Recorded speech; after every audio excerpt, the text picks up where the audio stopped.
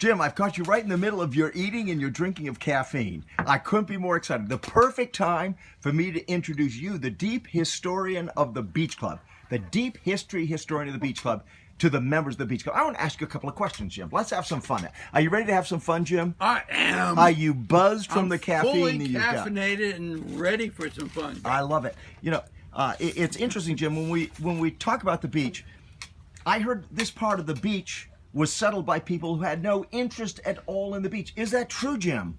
Talk to me about that. Greg, that's absolutely right.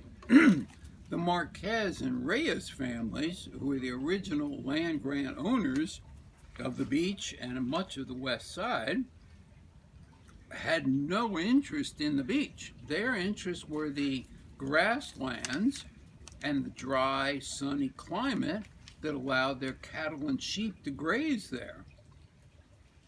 They did not go down to the beach or spend time on the beach. So they weren't trying to become beautiful people by buying land around there, right? They were definitely not. It's interesting. I understand, Jim, there was a mile-long pier, about a quarter mile north of here. There's a rock up there with a sign on it. A mile-long wharf? What the hell was that, Jim? It was the vision of Huntington to make the bay, Santa Monica Bay, into the port of Los Angeles. So he took his Southern Pacific Railroad, built tracks along the base of the cliffs, leading out to what his engineers said was the optimal place in Santa Monica Bay to build a wharf for shipping. The wharf was almost a mile long, and the base of it is located about 3/4 of a mile north of the club, right next to the lifeguard building. And ultimately, Huntington was not successful in having Santa Monica Bay become the port of Los Angeles. The decision was made to have San Pedro be the port in 1897, and I think we at the Beach Club should be really thankful for that decision, because we certainly wouldn't be here today if that wharf had in fact continued and Santa Monica Bay had become the port of Los Angeles. So if we were in San Pedro right now instead of at the beach in Santa Monica, it's doubtful that the Beach Club as a club would have been developed. Would you agree? Very doubtful, my friend. But the view of those ships would have been highly entertaining. Now, it's interesting, Jim, as well. L.A. became a boom town. You know, and it wasn't a boom town in 1880. It became a boom town thereafter, before the Beach Club was founded. What caused the city to become a boom town? You know, Greg, you mentioned 1880. In 1880, Los Angeles was a tiny, lawless, dirty place without any water. Sounds very exciting. And it was to the very few people there. I think there were only like 11,000 people in Los Angeles at the time. But however, at just that time, Yankees and businessmen began to migrate south after the gold rush, hearing about a warm, benign climate, and they began to come down to Southern California, buy bits and pieces of the former land grant holdings, and marry into the ranchero families, such that by 1900, those land grants were fundamentally all broken up. At the same time, Los Angeles had enjoyed a couple of real estate booms, had more and more people. Mulholland was able to create the vision for an aqueduct to bring the thing that Los Angeles really needed to be able to boom, which is water. That aqueduct was built and opened in 1913. In the meantime, the movie industry, which hadn't existed until roughly 1905 in Los Angeles, began to grow and grow and grow. And with the screening of D.W. Griffith's monumental Birth of a Nation in 1915, there was just an explosion of wealth and business in the movie industry. The additional point to consider is that with the aqueduct, American businesses saw a workforce and a wonderful supply of water in a great climate, so they began to open factories.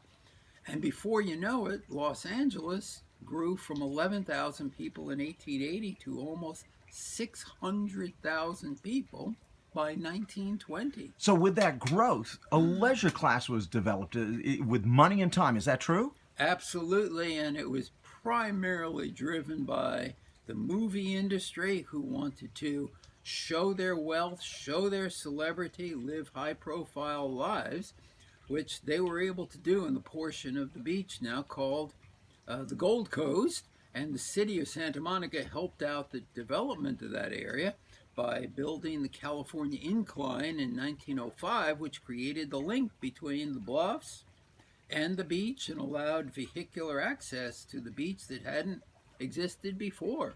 So the leisure class was drawn down because of the opportunities that existed with the developments that were there. However, nobody was developing the North Coast, that Gold Coast area, until a bit later. A developer must have seen the potential there. You know, Greg, you're right. There's a fellow by the name of Robert Gillis who owned the Santa Monica Land Company. By 1900, he had acquired control of that company, and Santa Monica Land Company owned all the beach, and it's actually the company for whom the beach club bought its property. Gillis began by developing a small development down by the Santa Monica Pier, but then considered the beach to the north of him to be too narrow for development. So he actually... So narrow, you talk about narrow. Right now it's about 1,000 feet. You know, was it always 1,000 feet wide? Greg, not even close. At that time, the beach was only like 65 to 130 feet wide. And Gillis was concerned about tides coming up above that.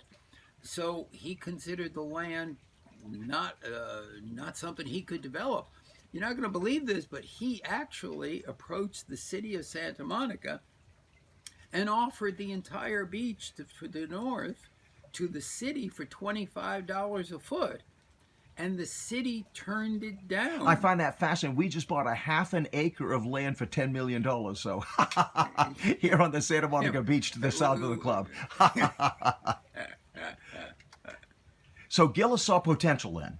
He did, but when the city turned him down to buy the land from him, Gillis started coming up with ideas on how he could widen the beach, and that began the concept of groins or jetties that he wanted to build so that sand would accumulate on the high side of the jetty and widen the beach.